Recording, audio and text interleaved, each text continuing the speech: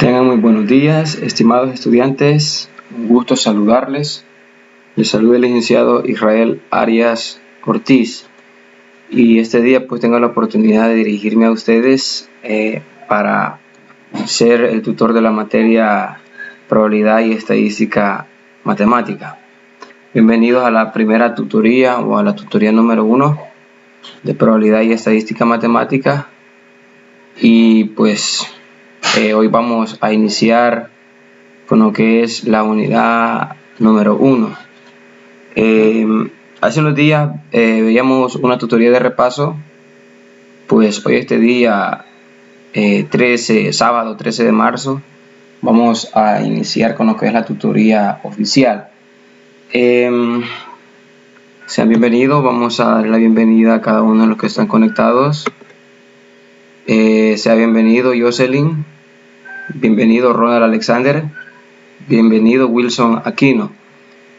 Le doy la más cordial bienvenida, esperando que se esfuercen. Desde ya los felicito porque han estado puntual, ¿verdad? Desde las 8 en punto, en lo que es atentos ahí al inicio de esta tutoría número 1. Pues eso dice mucho de ustedes, que hay responsabilidad para con la materia y para con la carrera, ¿verdad? Felicitarles por el esfuerzo que ustedes hacen. Muy bien.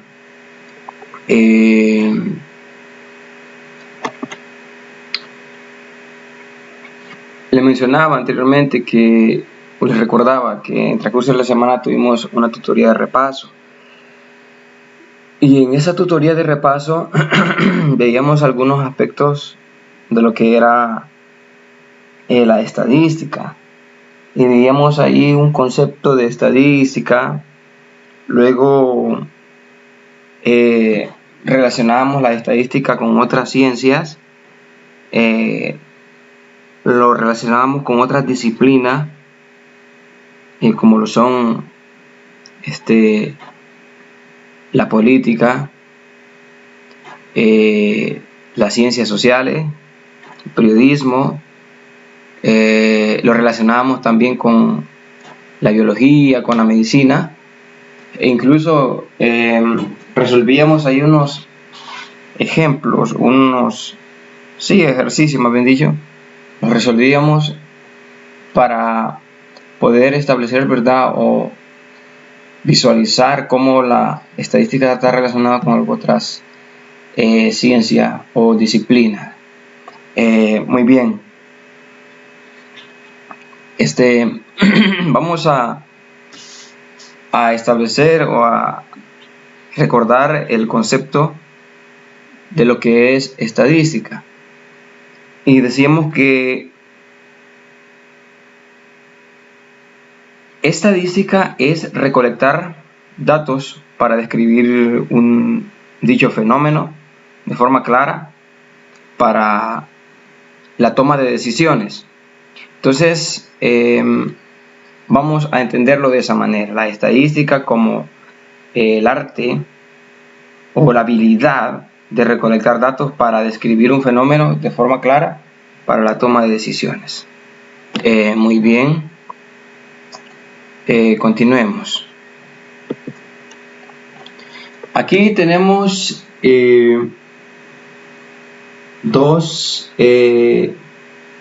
como he dicho, aquí tenemos la descripción de los contenidos o del contenido que vamos a verificar este día. Más adelante vamos a ver, digamos, que si hay alguna duda con respecto a la tarea.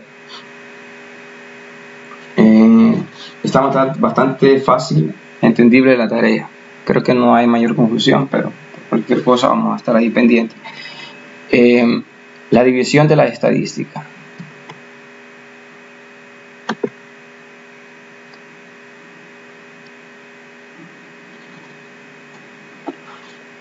La estadística se divide en dos grandes ramas, o podemos establecer dos áreas de la estadística: la estadística descriptiva y la estadística inferencial, no diferencial, ¿verdad?, no que inferencial. Entonces, podemos decir que la estadística se divide en dos grandes ramas, los cuales son la estadística descriptiva y la estadística inferencial. La estadística descriptiva permite organizar y presentar un conjunto de datos de manera que describan en forma precisa las variables analizadas, haciendo rápida la lectura e interpretación. Hay que tomar muy en cuenta esto.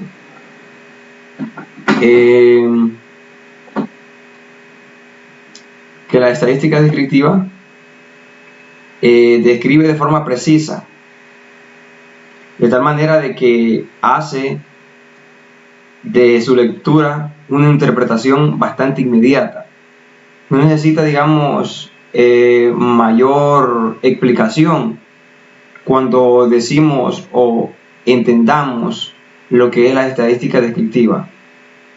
Por ejemplo, la estadística descriptiva es aquella que permite recopilar datos, tabular datos y representarlos de manera gráfica. Entonces, en conclusión, ¿cómo se puede representar la estadística descriptiva? Se puede representar a través de tablas de frecuencia y a través de gráficos. Por ejemplo, una tabla de clases y frecuencia, o una tabla de simplemente con frecuencia absoluta, una tabla simple. Su representación, además de ser una tabla que nos puede dar información de manera precisa, podemos describir esa tabla o representar esa tabla o resumir esa información de esa tabla en un gráfico. Este gráfico puede ser dependiendo del tipo de tabla, ¿verdad? Si es una tabla, digamos, de datos discretos, puede ser representada por medio de un gráfico circular, por medio de un diagrama o un gráfico de barra, etc. Un gráfico de línea. Ahora, cuando hablamos por ahí, digamos, de una tabla de clases y frecuencia, estamos tratando con datos continuos. Y ahí lo que se hace es de que su representación, si es una frecuencia relativa o absoluta, puede representarse esa información por medio de un histograma o un polígono de frecuencia. Y si son frecuencias acumuladas, pueden presentarse por medio de ojiva. Así, de esa manera. Entonces, la estadística descriptiva lo que trata es recopilar en pocas palabras o en resumidas cuentas. La estadística descriptiva sobre lo que trata es resumir en tablas y luego representar gráficamente. Así de sencillo. Cuando yo les digo esto, pues me imagino que su mente da rápido vuelo a la imaginación, ¿verdad? Y van a recordar allá octavo grado cuando los ponían a graficar, o allá por sexto grado cuando los ponían a hacer gráfica circular, gráficos de barra y con una respectiva tablita por ahí a la par. De eso se trata la estadística descriptiva. Muy bien, y aquí hay algunos ejemplos de estadística descriptiva. Dice: durante los últimos 3 días, la pausa pedagógica que realizan los centros educativos públicos de El Salvador se desarrolló 2 talleres diarios de matemática. Luego tenemos el otro, la encuesta Sid-Gallup informa una ventaja del 5% oficialismo en las próximas elecciones. Muy bien, continuemos. Vamos a ver si llega alguien más.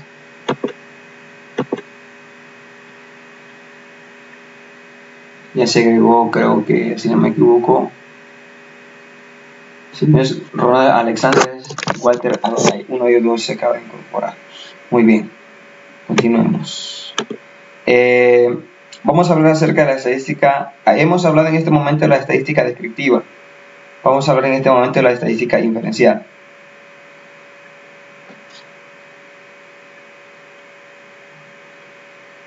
La estadística inferencial es una parte de la estadística que se dedica a la generación de modelos. Generaliza los resultados de una muestra a los que una población total, teniendo en cuenta la aleatoriedad e incertidumbre de las observaciones. Generalmente, el análisis estadístico inferencial lleva a cabo para mostrar relaciones de causa-efecto, así como para probar hipótesis y teorías científicas. Muy bien. Cuando hablamos de la estadística inferencial, se trata como de considerar una muestra de una población y donde el estudio que yo realice sobre esa muestra va a ser representativo para toda la población. Entonces, de eso se trata. Y pues, como por ejemplo tenemos, digamos, la prueba de hipótesis. Por ejemplo, ¿qué diferencia puede haber entre la estadística inferencial y la estadística descriptiva? Les voy a plantear un ejemplo. Digamos que yo estoy investigando sobre un tema y uno de los instrumentos que voy a pasar para poder recolectar información será la encuesta, con preguntas cerradas, elaborando un cuestionario con preguntas cerradas de sí y no, digamos, una encuesta dicotómica, con respuestas sí o no, con la cantidad de respuestas 2, donde el encuestado tiene que seleccionar una de ellas 2, y así todas las preguntas, ¿verdad? Respuestas dicotómicas. Muy bien. Ahora, lo que se pretende con esto, digamos, con este cuestionario, previamente, pues, antes que todo decirles de que se han formulado hipótesis. Con esta información recolectada, lo que se pretende, valga la redundancia, es recolectar información de, digamos, los encuestados y representar, digamos, por decirlo así, en una tabla la cantidad de encuestados que dijeron sí, la cantidad de encuestados que dijeron no, para cada pregunta. Entonces, representados en una tabla, luego representados por medio de un gráfico circular o por medio de un gráfico de barra, ahí estamos hablando de estadística descriptiva, porque estoy tratando la manera de describir por medio de una tabla y un gráfico los resultados obtenidos de los que respondieron sí y de los que respondieron no. Muy bien, esa sería la estadística descriptiva. Ahora, dentro de ese mismo ejemplo, ¿cómo podríamos visualizar o entender o asimilar la estadística inferencial? Por ejemplo, dice alguien, mire, para esta encuesta responde a las características que se tienen en tres hipótesis específicas. Para estas hipótesis específicas se elaboraron estas preguntas con estas respectivas respuestas. Muy bien. De acuerdo a los resultados, y podríamos decir que estamos hablando de que se está hablando de una escala ordinal. Hay que relacionar, digamos, dos variables, una variable dependiente o independiente, o ver que estrechamente están relacionadas estas dos variables. Entonces se está hablando de una prueba de hipótesis por el estadístico chi cuadrado. Muy bien, vamos a utilizar el estadístico chi cuadrado para verificar esta hipótesis, ya que lo que se va a hacer es relacionar o verificar la dependencia entre dos variables o la relación que hay entre dos variables. Muy bien, vamos a ver si se acepta la hipótesis nula o la hipótesis alternativa o la hipótesis de trabajo. Vamos a ver, al probar y al efectuar el estadístico chi cuadrado, vamos a verificar si se aprueba o se refutan una de las dos hipótesis.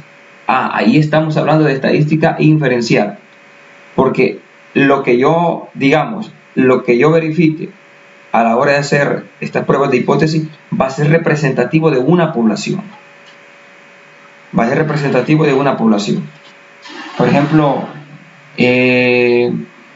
un trabajo de investigación, verificar, digamos, el aprendizaje significativo de las matemáticas en la universidad tal. Para poder, digamos, verificar si el aprendizaje de la matemática es un aprendizaje significativo, no voy a considerar todos los estudiantes de la universidad, porque puede ser de que la cantidad de estudiantes de la universidad es una gran suma, ¿verdad? Y se me hace difícil, digamos, considerar todos los estudiantes. Entonces, ¿qué es lo que hago? Pues de esa gran población restringo la cantidad y considero los estudiantes de una carrera en específico, por ejemplo, de administración, empresa y contaduría pública. para verificar pues cuál es el impacto que tiene la matemática en educación superior, o verificar si la matemática es si la matemática digamos, genera un aprendizaje significativo. Vamos a considerar, por decirlo así, donde podamos ver la aplicación de la matemática en alguna carrera, por ejemplo, en alguna materia en relación a matemática donde se puede ver la aplicación. Podría ser matemática financiera. Vamos a considerar todos los estudiantes de matemática financiera de la carrera tal. Y ahí vamos a pasar nuestra encuesta y a partir de ahí vamos a probar nuestra hipótesis. Al probar nuestras hipótesis, lo que me está representando es qué tan significante o qué tan significativo es la matemática que, digamos, que se da en estudiantes de la universidad tal. Para poder realizar estas hipótesis se retomó una pequeña muestra o una muestra. El tipo de muestra puede ser hay varios tipos de muestreo. Por conveniencia se agarró, digamos, los estudiantes de esta carrera y son 50, y convenientemente pues a ellos se les pasó la encuesta para poder verificar las pruebas de hipótesis, y de esta manera pues a través de la prueba de hipótesis puede considerarse de que estamos hablando de estadística inferencial. Muy bien. No sé si se ha entendido lo que he tratado de explicar, jóvenes. Hola, hola.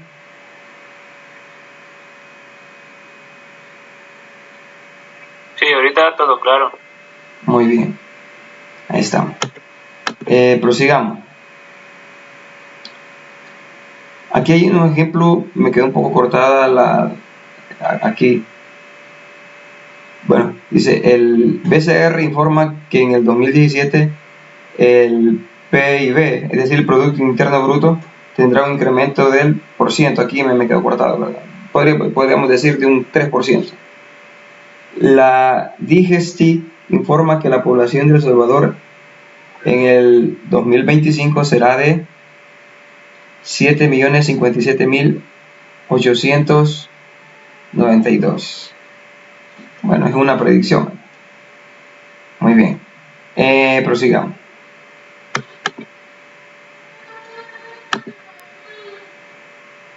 Muy bien. Dentro de la estadística hay algunos enfoques. Enfoque cualitativo, o más bien dicho, enfoque cuantitativo y enfoque cualitativo. Según Sampieri, Collado y Batista 2003, en la investigación científica existen dos enfoques,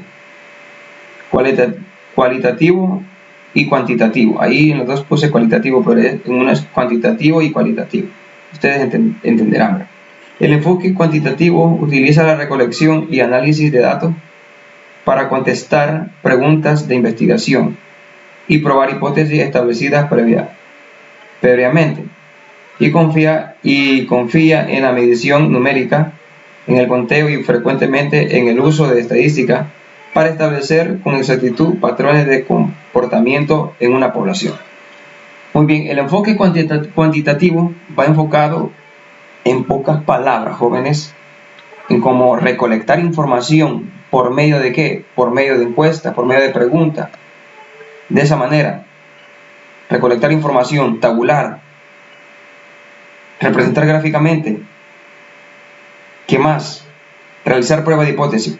Ese es el enfoque cuantitativo. Ahora vamos con el enfoque cualitativo.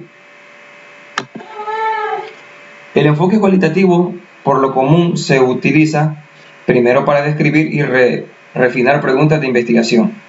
Con frecuencia se basa en métodos de recolección de datos sin medición numérica. A esto pues va enfocado, como más bien dicho, en vez de realizar cuestionarios, en realizar preguntas abiertas. Por ejemplo, digamos que se quiere investigar acerca de un tema, pero el enfoque que tiene el tema es un enfoque cualitativo. Entonces, para que el investigador pueda recolectar información mucho más allá de ir y copiar o copia y pega de alguna bibliografía, ¿qué es lo que hace el investigador? De acuerdo a lo que desea investigar, realiza una serie de preguntas abiertas para realizar una entrevista a alguien que sea especialista en el tema. Puede ser alguien que sea experto en lo que es, digamos, si se quiere investigar acerca de lo que es, digamos, el bullying. Alguien quiere, digamos, investigar al respecto. Entonces, digamos, quiere recolectar información, excavar información. ¿Qué es lo que hace? Realiza una serie de preguntas, digamos, por decirlo así, 10 preguntas abiertas. Y va a ir a entrevistar a un especialista, a un psicólogo especialista en el tema acerca del bullying. Muy bien, entonces a través de ello se recolecta información, pero que esta información no se mide de manera numérica, sino que tiene un enfoque cualitativo, que lo que trata de medir es cualidades en común. Muy bien. Por lo regular, dice, las preguntas o hipótesis surgen como parte del proceso de investigación, y este es flexible y se mueve entre los eventos y su interpretación, entre las respuestas y el desarrollo de la teoría. Su propósito consiste en reconstruir la realidad tal y como la observación los actores de un sistema social previamente definido. Muy bien. Muy bien, aquí parece ser de que vamos allá a entrar a hablar acerca de las etapas de la investigación.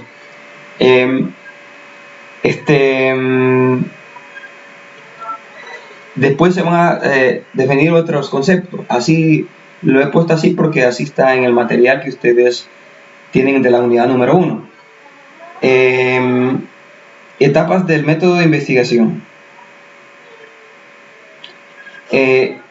Las etapas del método de investigación estadístico pueden describirse de forma resumida o detallada. Por ejemplo, una forma resumida: recolección, procesamiento, análisis de los datos y conclusiones. Sin embargo, cada una de estas etapas lleva sus etapas. En este documento, para el desarrollo de una investigación estadística, se considera. Muy bien.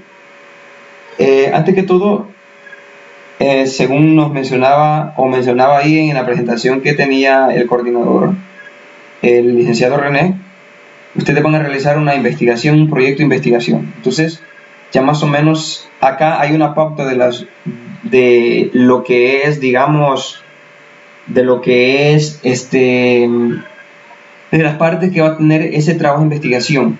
Habría que esperar si se dan otros parámetros o otros agregados para lo que es la elaboración del proyecto o el trabajo de investigación. Pero acá nos presentan algunas partes. Aunque no es que esto esté escrito como quien dice en piedra o en roca, sino que es algo que puede variar dependiendo de lo que digamos, el docente coordinador decida. Y también hablo de esta manera porque también no todos los investigadores van a considerar o en este orden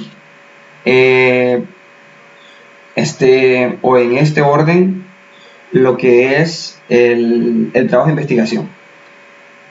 A manera de resumen, o a manera para que ustedes puedan entender, observen acá la primera condición del trabajo de investigación va a ser el planteamiento del problema. Pues ojo con esto, ahí tiene que ir antes, o tiene que ir más bien dicho el tema, ¿verdad? El planteamiento del problema, pues se está hablando de que ya se tiene un tema de investigación. Hay muchos o algunos autores consideran de que hay que hacer una investigación preliminar, donde se tienen muchos aspectos de por medio.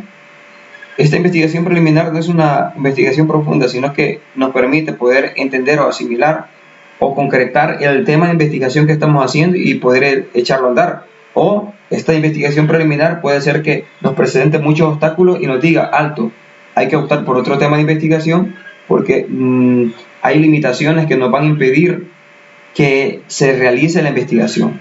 Porque más adelante, dentro del planteamiento del problema, se plantean limitaciones, pero que no son limitaciones, por decirlo así, que me van a estancar por completo o que me van a decir alto, no. Antes que todo eso tiene que hacerse un diagnóstico para verificar si se puede realizar investigación sobre dicho tema. Entonces, lo que le quería decir de que esto no está escrito en tablas de piedra. Porque, por ejemplo, leamos acá, dice, una de las primeras partes de la investigación sería el planteamiento del problema. Luego, los objetivos. Luego, la formulación de hipótesis. Observen este orden.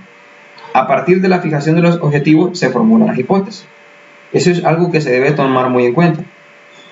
Pero me llama mucho la atención y he estado viendo en algunos libros la vez pasada, donde estaba verificando acerca de la metodología de la investigación o los métodos y técnicas de investigación, que hay en algunos libros que primero formulan las hipótesis y a partir de las hipótesis se derivan los objetivos. Es decir, que los objetivos dependen de las hipótesis.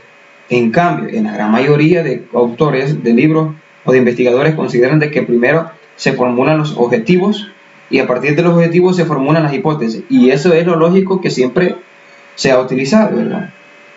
Que primero se formulan las hipótesis y a partir de las hipótesis se formulan primero se formulan los objetivos y a partir de los objetivos se formulan las hipótesis. Eso es lo común.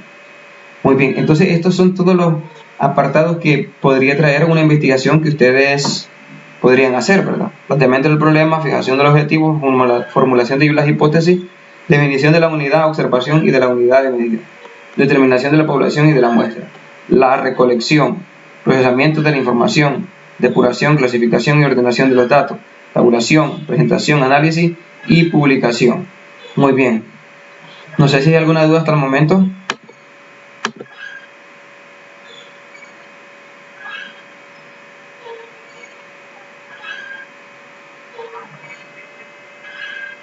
De mi parte, no. Muy bien.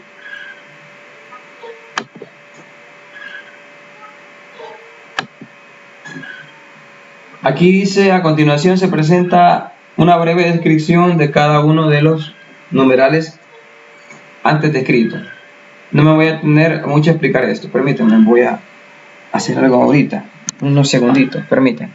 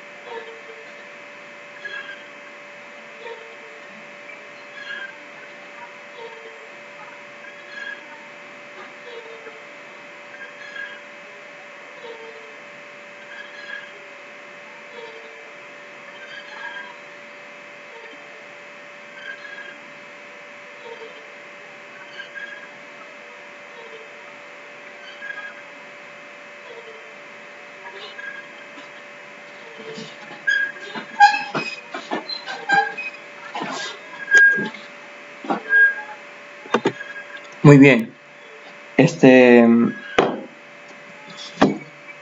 Aquí está el planteamiento del problema.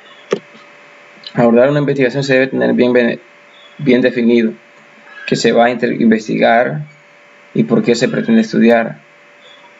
Dentro del planteamiento del problema, algunos que consideran muchos aspectos. Por ejemplo, si plantear la situación problemática, crear una justificación, crear o mencionar los alcances a los que se pretenden llegar con la investigación y hablar de las limitaciones. Algunas instituciones no permiten, digamos, presentar como limitaciones el tiempo, ya que, por ejemplo, en algunas universidades dan un tiempo estimado para que se genere un trabajo de investigación de graduación de tesis, de algunos dan 3 años de calidad de egresado, y una de las cuestiones que dicen dentro de las limitaciones no plantear el tiempo como una limitante. ¿Por qué? Porque dan suficiente tiempo y así algunos aspectos. Entonces, dentro del planteamiento del problema se trata de explicar, ¿verdad?, la situación problemática, justificar el tema, justificar por qué se va a investigar esto, proponer, los alcances a los que se pretende llegar. Luego, pues, establecer lo que son las limitaciones que podrían presentarse en el transcurso de la investigación. Muy bien, continuemos. Fijar los objetivos. Se debe presupuestar hasta dónde se quiere llegar y qué se quiere lograr con la investigación. En otras palabras, debemos fijar cuáles son las metas y objetivos. Esto debe plantearse de tal forma que no haya lugar a confusiones o ambigüedades y debe además establecer diferenciación entre lo de corto, mediano y largo plazo, así como entre objetivos generales y específicos. No hay mayor confusión o pérdida en eso, ¿verdad? Formulación de hipótesis. Una hipótesis es ante todo una explicación provisional de los hechos objetivos de estudio y su formulación depende del conocimiento que el investigador posee sobre la población investigada. En otras palabras, cuando nosotros hablamos de una hipótesis, estamos hablando de una afirmación que yo digo esto y esto y esto y esto está sucediendo por esto, esto y esto y esto. Es una afirmación, pero que más adelante por las pruebas que vamos a hacer de esas hipótesis, vamos a verificar si es válido, si se rechaza o se acepta dicha hipótesis. Entonces, dentro de las hipótesis se formulan dos tipos. Con el propósito de rechazar o aceptar, se formulan dos hipótesis que van relacionadas. Es decir, una afirmación y la otra que me dice lo contrario. Dice una hipótesis que se formula acerca de un parámetro media, proporción, varianza, con el propósito de rechazarla se le llama hipótesis nula y se representa por H, y a su hipótesis contraria se le llama hipótesis alternativa. Muy bien. Si se rechaza una, se acepta la otra, y si se acepta la otra, se rechaza la que previamente se está tratando. Muy bien.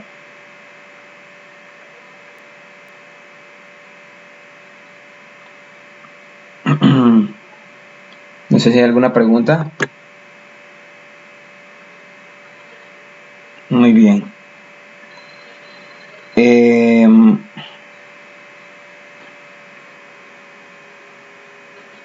Vamos a ver ahí las variables estadísticas vamos a ver lo que son variables.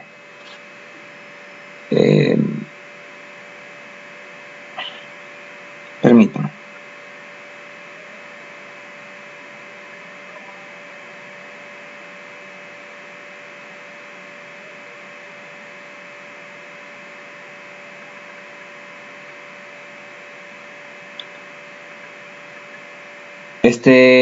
Dice, las variables estadísticas son características que poseen todas las unidades del universo población en estudio, sea U el universo población a investigar, formada por las unidades U1, U2, U3 hasta U1, donde N representa el tamaño de la población.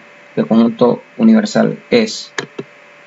Las variables según el periodo de tiempo en que se miden las clasifican en transversales o longitudinales. Una variable es de corte transversal cuando los resultados de la medición están referidos al mismo momento o periodo de tiempo. A eso se refiere con lo que es una variable de corte transversal. Y ahí algún ejemplo. Ingresos de los hogares del Salvador.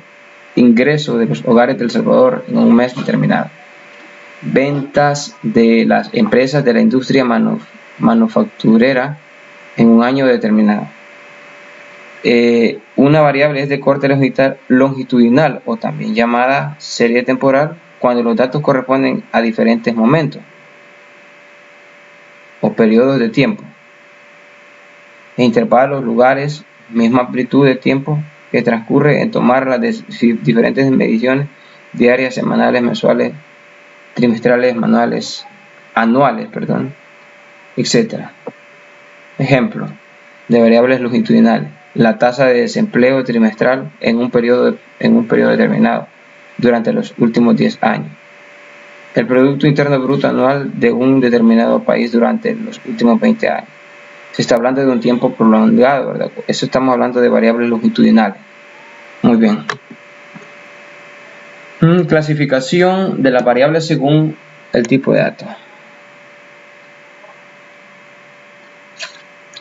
Las variables, dependiendo del tipo de datos que toma, se clasifican en cualitativa o cuantitativa.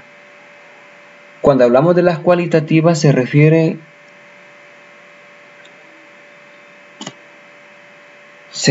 a atributos. ¿Verdad? Ya la misma palabra dice cualitativo, aspectos de cualidades, ¿verdad? Cuando hablamos de cuantitativa se refiere a datos cuando se pueden medir de manera discreta o continua. Se puede contar, se puede medir, se puede, digamos, representar de manera numérica. Así de sencillo. Se puede representar de manera numérica. Vamos a continuación a ver, muy bien, escalas de medición. La medición puede definirse como la asignación de números a objetos y eventos de acuerdo con ciertas reglas. La manera como se asignan esos números determina el tipo de escala de medición. Las escalas de medición normalmente son nominales, ordinales, de intervalos y de razón. Muy bien. Aquí dentro de...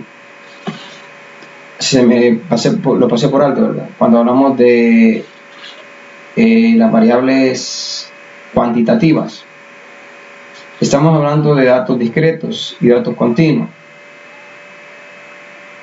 Decíamos de que hablamos de datos discretos, o más bien dicho, se habla de datos discretos cuando se están tratando de representar de manera entera un conjunto de datos, por decirlo así.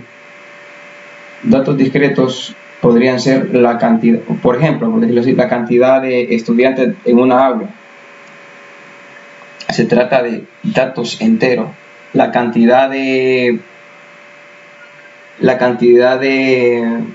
por decirlo así, la cantidad de hijos que hay en una familia. Hay 5,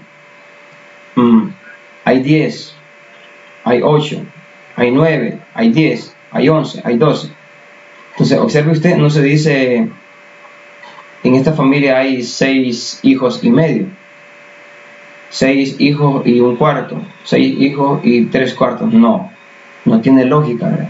Se dice bien, tienen 6 hijos o tienen 7 hijos, o tienen 5 hijos o tienen 6 hijos, pero no podemos tratar con datos fraccionarios, en otras palabras. Entonces a eso nos referimos con datos discretos.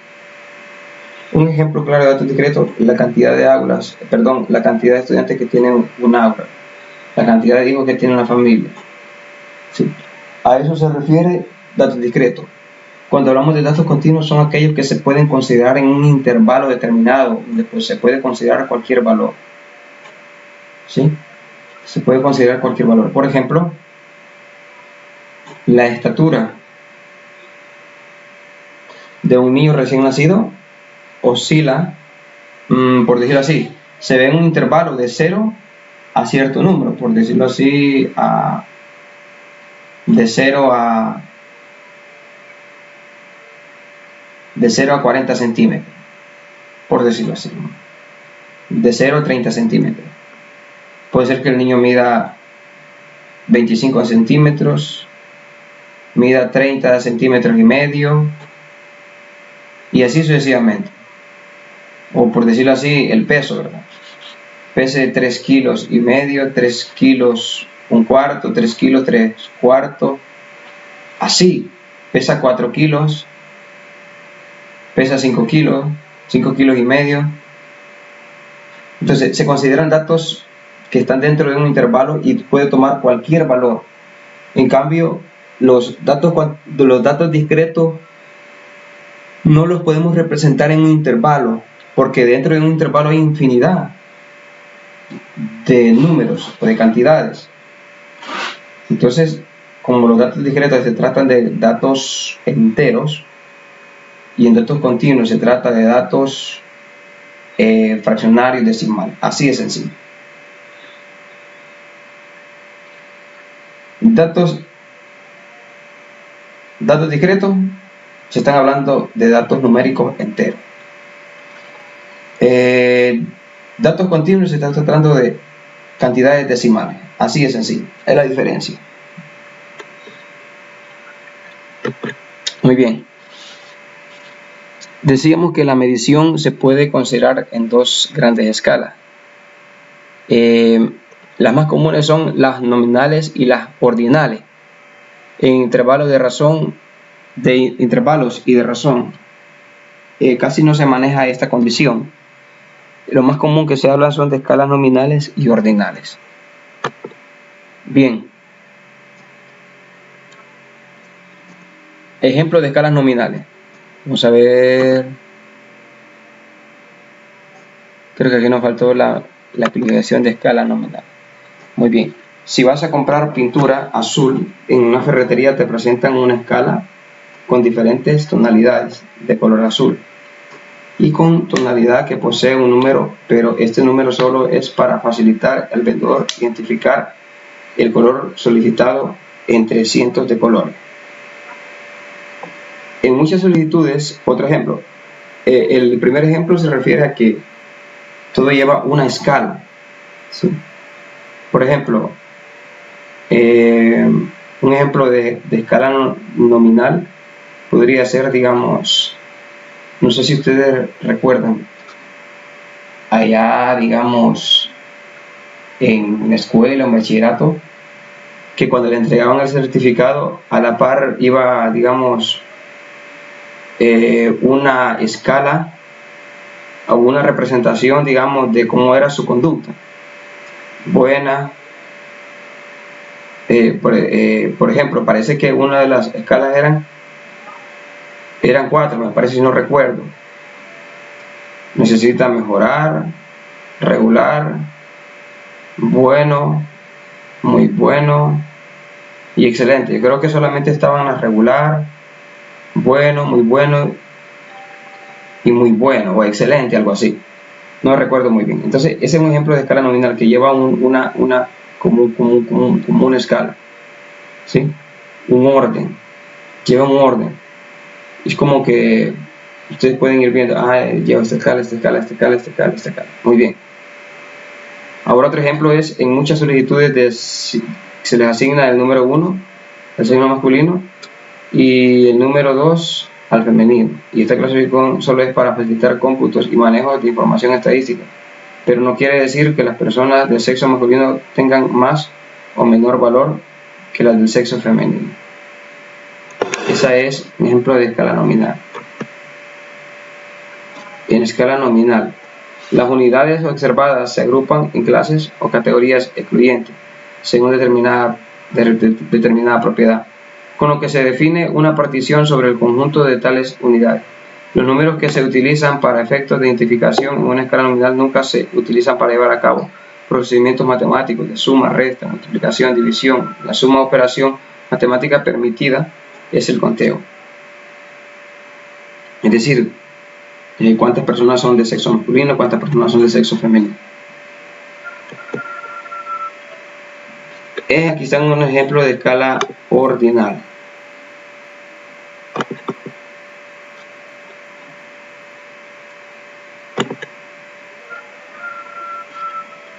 Muy bien, se realiza una carrera de atletismo sin medir el tiempo que tarda cada participante. En este caso, se puede saber quién llegó primero, segundo y tercero, pero no se sabe con precisión la velocidad entre el corredor y otro. La diferencia que hay entre el primero y el segundo no necesariamente es igual a la que hubo entre el segundo y el tercero. Etapas de desarrollo de los seres humanos: prenatal, infancia, niñez, adolescencia, juventud, adultez y ancianidad.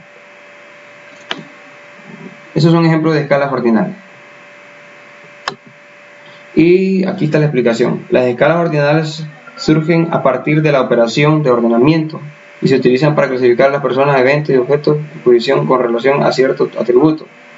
En este caso, digamos, el ejemplo que poníamos anteriormente de quienes llega primero, ¿verdad?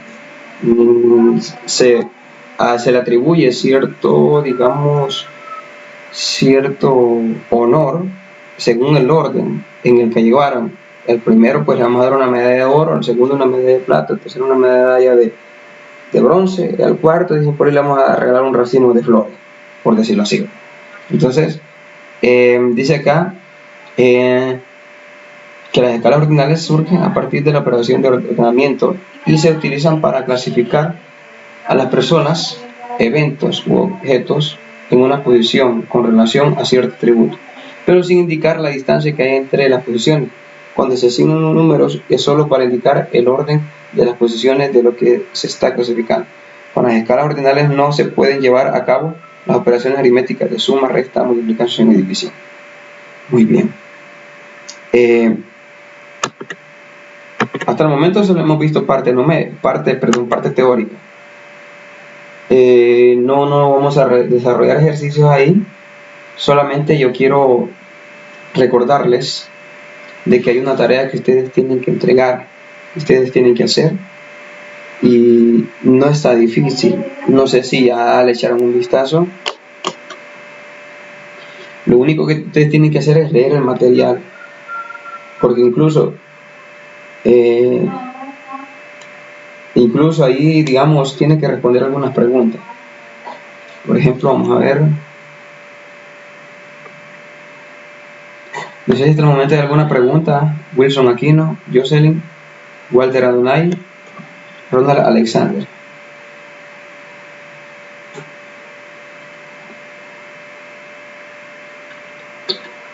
Muy bien.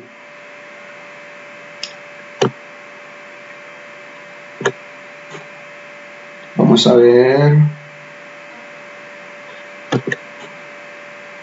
Muy bien. Aquí está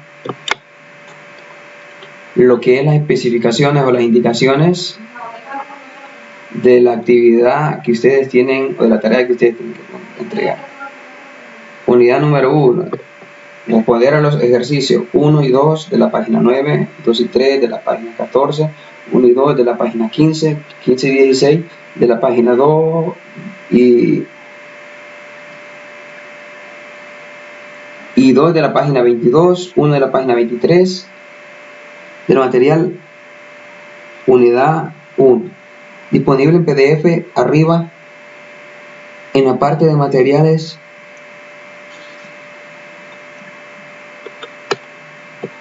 didácticos. Muy bien, aquí están las indicaciones. Vale el 6% de todo lo que son las actividades del cómputo, de lo que es el ciclo. Indicaciones: elaborar un informe que lleve carátula y la solución de los ejercicios señalados. Las soluciones no necesariamente deben ser a máquina, pueden ser a mano y a lápiz si bien legible. Luego las escanean y los va añadiendo al informe, que puede ser un documento en Word. Convenientemente un documento en Word, luego conveniente y necesariamente conviértalo en PDF. Yo les sugiero que haga eso, porque si yo lo descargo en Word acá para ver, puede hacer de que se distorsione y eso le reste punto y yo le diga: mire, es necesario ser más ordenado, porque ya me ha sucedido que hay estudiantes que me han entregado trabajo en Word y cuando los vengo a abrir un solo desorden, y me dicen: pero licenciado, yo no le mandé así el trabajo yo se lo mandé bien ordenadito. Entonces, convenientemente, necesariamente, para su bien, para que después no hayan dificultades, hágalo en Word y posteriormente conviértalo en PDF y suba o cargue el trabajo. Muy bien. Si hay gráficos generados en Excel, igual, estos los copia y pega en el informe agregando su interpretación. La tarea es individual. Esta deberá subirse a la plataforma en entrando a la pestaña Tareas y Evaluaciones. Y en la unidad 1 encontrará la carpeta de actividad en línea 1. Y ahí debe subir la tarea. Si la tarea no la sube en las fechas indicadas, el sistema ya no le permitirá subirla. Y se recomienda no dejar la subida hasta el último minuto, pues a veces se cae internet por diferentes problemas. Aquí están las fechas. Fecha de asignación fue un lunes 1 de marzo del 2021. Fecha de entrega, apertura domingo 14. A partir del domingo 14, es decir, mañana, va a estar habilitado hasta 14 de marzo, desde las 6 a.m. hasta el miércoles 17. Va a tener domingo, lunes, martes, miércoles. Hasta el miércoles a las 11:50. No va a estar el miércoles a las 11:30. Vaya a ser la desgracia, se vaya la luz. Vaya a ser como dicen, la mala suerte, se le caiga la plataforma. Es necesario estar en el miércoles en la mañana, bien temprano, tratando de cargar el documento. Muy bien. No sé si ustedes ya trabajaron los ejercicios, pero están bastante fácil. 1 y 2 de la página 9.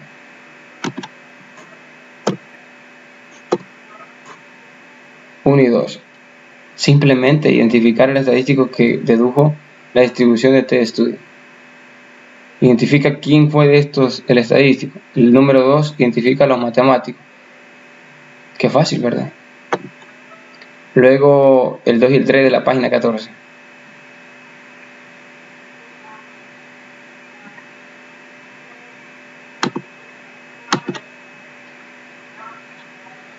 El 2 y 3 de la página 14.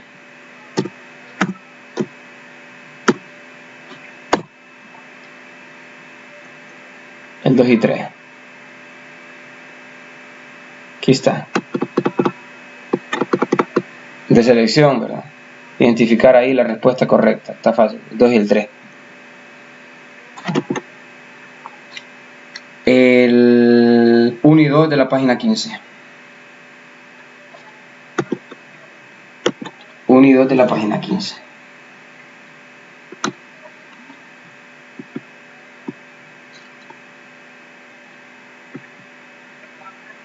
Uno y 2 de la página 15.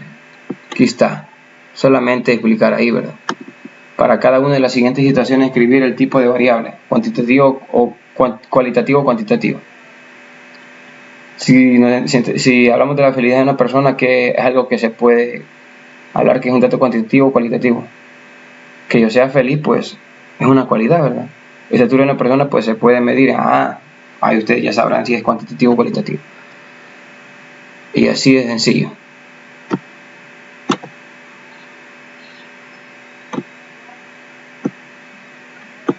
El número 2 de la siguiente variable indica cuáles son discretas o continuas o cualitativas. Tipo, el tiempo de duración de una bombilla. El número de hijos de 50 familias. Es un ejemplo claro que les puse anteriormente. Mejor ya no les digo al respecto, porque estoy diciendo, esto está regalado, jóvenes. Ya si usted, digamos, no aprovecha, pues es, digamos, una cuestión bastante difícil, ¿verdad?, de entender. Vamos a ver el 15, el 2 de la página 22.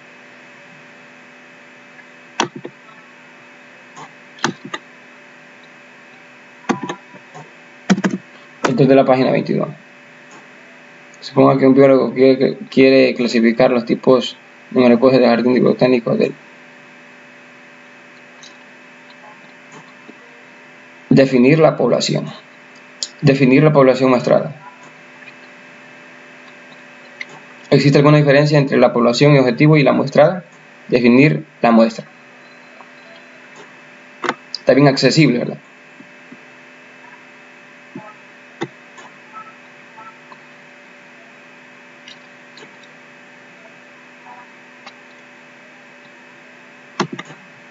Luego, el 1 de la página 23. Finalmente, el 1 de la página 23.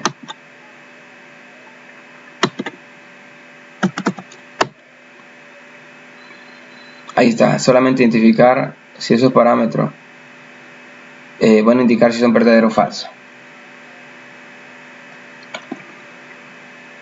Ahí está. No sé si ustedes tienen alguna duda, jóvenes. Hola, hola.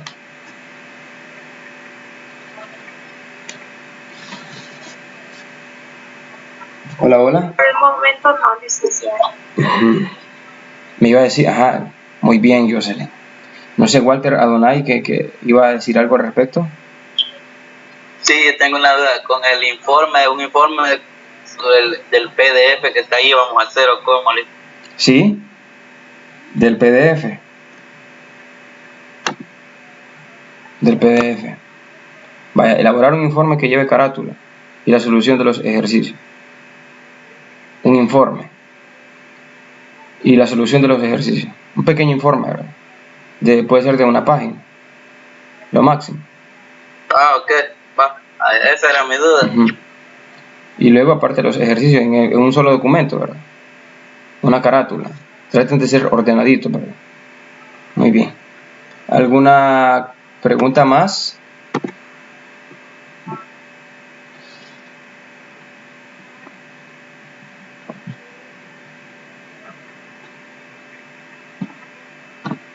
¿Alguna pregunta? ¿Alguien más?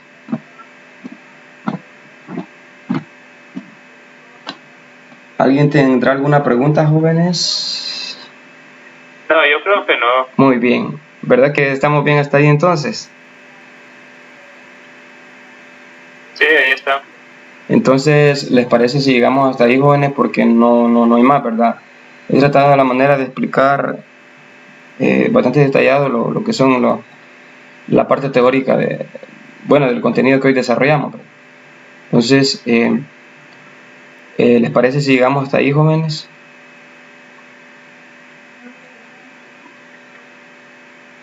Pues bien, está bien, entonces. Muy bien. La clase es hasta las 10, ¿verdad? Cualquier cosa ahí ustedes, digamos, hablen allí, digan, es que la clase, digamos, llegó hasta las 9:10 y pues no sé yo qué hacer más, ¿verdad? Bien, entonces, hasta ahí llega la clase, jóvenes. Y pues ha sido un gusto. Me despido de ustedes, pasen un excelente día. Saludos a todos, cuídense. Pasen un feliz día, cuídense. Vayan a relajarse, a tomar. Gracias. Buen día. Gracias, buen día. Van a tomar un café mientras se llegan a las 10 para la otra clase. Cuídense.